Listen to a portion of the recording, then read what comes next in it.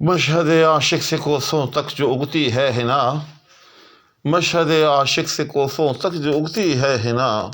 کس قدر یار اب ہلاک حسرت پابوس تھا۔ السلام علیکم ناظرین،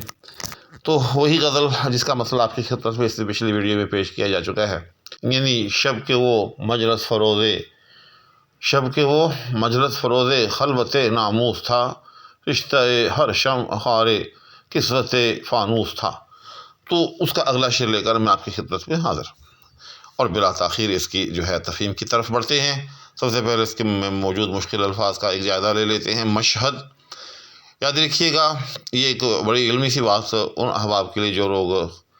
جو احباب عربی سے تھوڑے نابلد ہیں، ان کے لیے وہ توجہ سے سن لیں کہ عربی کا ایک وزن ہوتا ہے مفعل، ٹھیک، اور یہ وزن جو ہوتا ہے یہ برائے ظرف ہوتا ہے، چاہے وہ ظرف زمان ہو چاہے وہ ظرف مکان ہو۔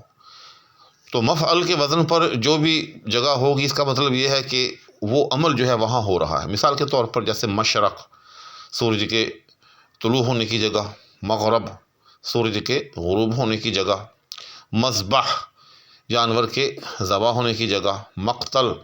کسی کے قتل کیے جانے کی جگہ، ٹھیک، یعنی اس لفظ کا جو مادہ ہوتا ہے، جہاں وہ مادہ اپنی معنویت حاصل کرتا ہے، جہاں وہ مادہ وقوع پذیر ہوتا ہے، تو اس جگہ کو ظاہر کرنے کے لیے عربی میں مفعل کا وزن ہے۔ تو یہ لفظ بھی اسی طرح سے مشہد جو ہے یہ مفعل کے وزن پر ہے، شہید کیے جانے کی جگہ۔ اب آپ سمجھ گئے ہوں گے، مشہد عاشق یعنی وہ جگہ جہاں عاشق جو ہے وہ شہید ہوا، جہاں عاشق کو اس کے محبوب نے موت کے گھاٹ اتارا۔ تو مشہد عاشق سے کوسوں تک جو اگتی ہے حنا، ہے نا، آپ کو پتہ ہے مہندی کو کہتے ہیں۔ دوسرا مصرع، کس قدر یا رب ہلاکے، کس قدر یعنی بطور تأسف کے ہے، بطور عجب کے ہے، حسرت پابوس تھا۔ تو یہاں جو پابوس کا لفظ ہے یہ پابوسی کے معنی میں ہے، تو یہ پوری ترکیب ایسے بنتی ہے ہلاک حضرت پابوسی یا ہلاک حسرت پابوس، یعنی قدم بوسی یا پاؤں چومنے کی حسرت کا ہلاک کیا ہوا۔ تو اب اس کے جو ہے مشکل الفاظ ہو گئے، اب اس کی جو ہے وہ تفہیم کیے لیتے ہیں۔ بہت خوبصورت شعر ہے، میں چاہوں گا کہ جو بھی ناظرین اس وقت اس ویڈیو کو دیکھ رہے ہیں وہ اس کو آخر تک دیکھیں اور آگے شیئر بھی کرتے، لائک بھی کرتے، یہ ان کا مجھ پر ایک احسان ہوگا تاکہ ویڈیو کی ریچ بڑھ جائے گی۔ تو بہرحال تو اس شعر کا پس منظر یا پیش منظر جو بھی کہیں آپ اس کو، وہ کچھ یوں ہے کہ عاشق جو تھا وہ یہ کوئی حد درجہ عاشق تھا۔ سچی بات یہ ہے کہ شعر کے الفاظ بتا رہے ہیں کہ بہت ہی زیادہ عاشق تھا، کیونکہ وہ شاک عام طور پر جو ہے وہ لبوں سے بوسے کی خواہش کا اظہار کرتے ہیں، لیکن یہ بیچارہ کو ایسا نامراد عاشق محسوس ہوتا ہے کہ اس نے تو ذہن میں یہ بات طے کر لی تھی کہ ان لبوں کا بوسہ میرا مقدر کہاں، لہٰذا اب اس نے اپنی ساری توجہ جو ہے وہ پاؤں کے بوسے کی طرف کر لی تھی کہ کاش مجھے اس حسین کے حنا لگے پاؤں کا ہی بوسہ نصیب ہو جائے۔ لیکن بیچارہ اسی حال میں جو ہے وہ دنیا سے کوچ کر گیا، اگرچہ لفظ مشہد بتا رہا ہے کہ کوچ محبوب کے ہاتھوں کیا، اس نے محبوب نے اس کو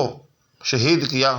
اگرچہ اس میں ایسا کوئی قرینہ نہیں ہے کہ نگاہوں سے شہید ہوا یا کہ اس کی تلوار سے شہید ہوا یا کہ اس کی میگاں سے شہید ہوا، لیکن بہرکیف اس کی موت جو ہے اس معشوق کی طرف منسوب ہے، چونکہ مشہد عاشق شہید ہوا، شہید عشق، اور کس حسرت کو لیے چلا گیا دنیا سے کہ کاش مجھے اپنے محبوب کے حنائی قدموں کا ہی بوسہ مل جائے، حنائی ہاتھوں کا نہیں، سرخ ہونٹوں کا نہیں، حنائی قدموں کا بوسہ مل جائے۔ تو جب اس حالت میں وہ دنیا سے چلا گیا، احباب نے اس کو جو ہے وہ دفنا دیا، تو اس کی وہ جو ایک حسرت تھی اس کے دل کے اندر کہ مجھے محبوب کے حنائی قدموں کا بوسہ مل جائے، وہ حسرت جو ہے وہ سراپا حنا میں جو ہے وہ تبدیل ہو گئی۔ حنا کی فصل اگائی وہاں سے جہاں وہ مدفون تھا، اس کے چاروں طرف جو ہے وہ حنا ہی حنا جو ہے وہ اگائی، اور کس خیال سے اگائی کہ شاید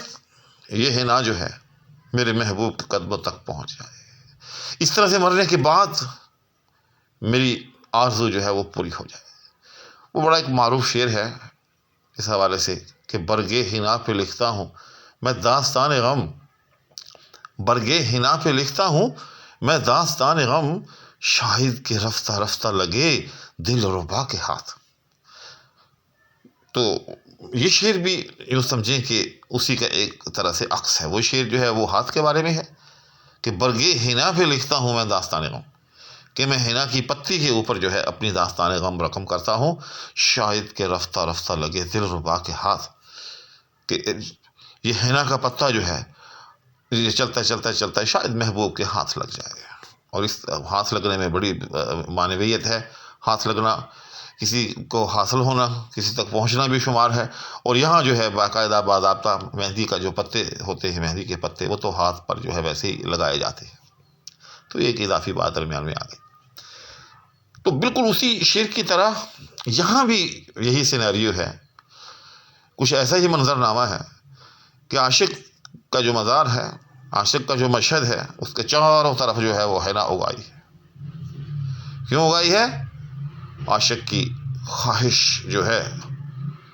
وہ جو اس کے دل میں ایک خواہش تھی کہ میں کاش محبوب کے حنائی قدموں کا بوسہ لوں، وہ خواہش سراپا جو ہے وہ حنا میں جو ہے ڈھل گئی ہے، مبدل بہ حنا ہو گئی ہے،